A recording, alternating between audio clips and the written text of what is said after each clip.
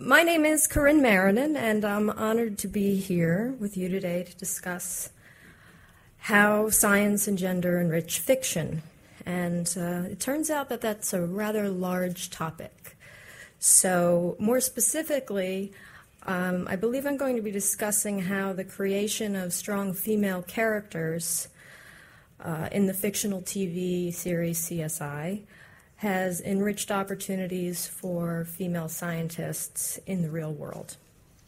If you choose to be a storyteller, and if you have the good fortune to be able to tell stories to the masses, it's essential to keep your conscience in check and present in your work, even if that work is dominated by the commercial. And even if your argument isn't always won, even if flash wins out over substance most of the time. I happen to believe that with a little care and a lot of effort, you can have both. It is possible to entertain while also considering the social impact of what you're doing, what you're showing the world. More so, to have the rapt attention of 30 million people every week provides a great deal of power, and you need to acknowledge that power and take responsibility for that power. And I've had the honor of working on this particular show since the beginning. I was an assistant, and then I was an associate producer, and more recently a writer. So I've been there from the beginning, and I'm not going to pretend that the show set out to deal with gender issues. It didn't. It was a TV show. It barely got on the air. They were concerned with pleasing the networks, telling a really good mystery story, entertaining our audience, and staying on the air, as all shows want to do. The pilot episode was written by Anthony Zuiker, and he had the benefit of strong female characters built into his first draft. If he were here, I know he would attribute that to the strong women who are in his life, as he often does mention his mother, his wife. The three showrunners on each of the three CSI spin-offs are executive produced showrunners are women, Carol Mendelsohn and Anne Donahue.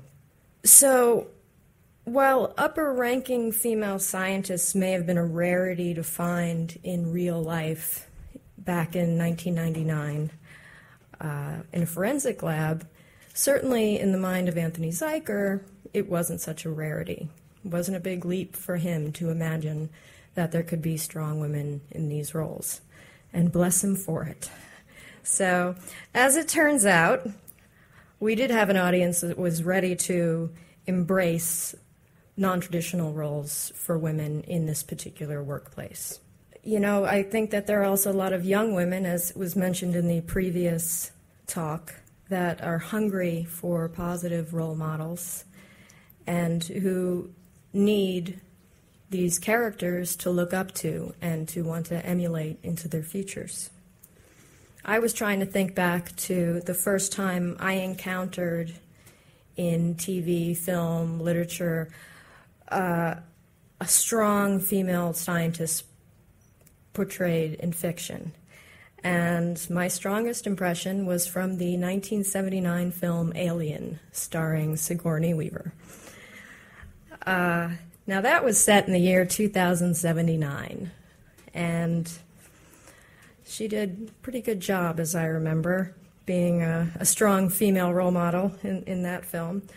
But speculative fiction has always offered an opportunity for writers to explore these social conventions, popular perceptions, and gender-bending roles.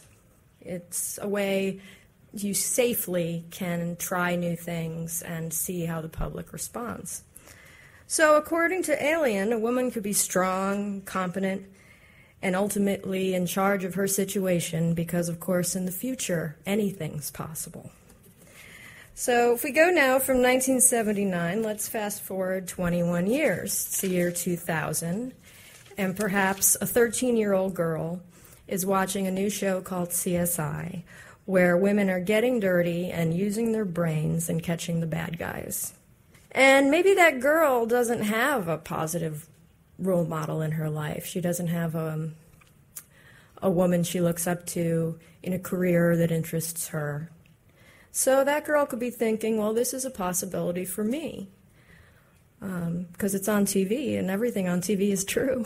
So this must be something I can do when I grow up. Now, that 13-year-old girl would now be 23, and perhaps graduating with a degree in science and entering the workforce. And I found that statistically she would not be alone. In the U.S., women now make up 75% of the graduates of university forensic programs. This is an increase of 64% since the year 2000. I'm not making this up either. Females now make up more than 60% of the workforce in American forensic labs. If that statistic only applied to the Hollywood writers' room. The high schools in America have started to offer forensic courses to engage this newfound teenage interest in science. They often include practical mock investigations that are overseen by local law enforcement.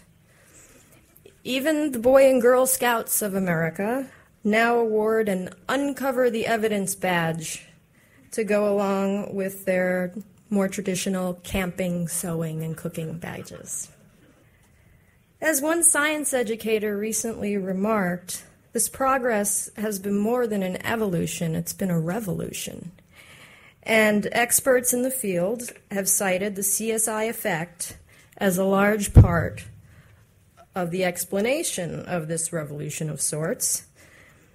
And I would be very interested to see the results of a survey much like the one that we just saw here earlier.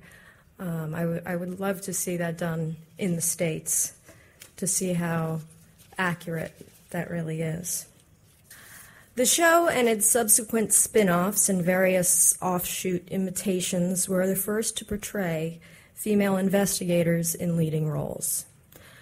Not so long ago, there was an antiquated assumption made that females could not perform as well as males in the scholastic areas of math and science. That was somehow stamped into our DNA, so they thought. Girls had intuition, boys were good at equations. I think the remnants of this attitude can be best demonstrated in the first clip I'd like to show you, which is from our pilot episode. In this clip, we are following a rookie on her first harrowing night on the graveyard shift.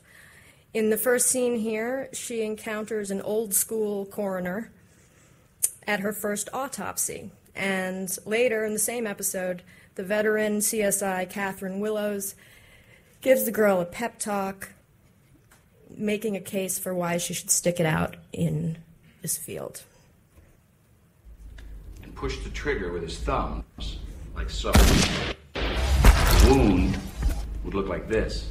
He's right, honey. This wound's too big. This person was shot from 6 to 7 feet away. It's like somebody stood over him and bam! Criminal homicide.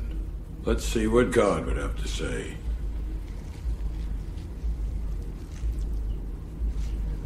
Are you okay? I'm sorry, sir. I can't take the smell. Oh, God. Restroom? Right down the hall to your right. She is cute. I can sit here and I can baby you and I can tell you to quit, but I'm not going to do that because I really love my job. So you think I should stick with it? Stick with it? At least until you solve your first, and if after that you don't feel like King Kong on cocaine, then you can quit. But if you stay with it, my hand to God, you will never regret it. Catherine Willows, cut your lunch short.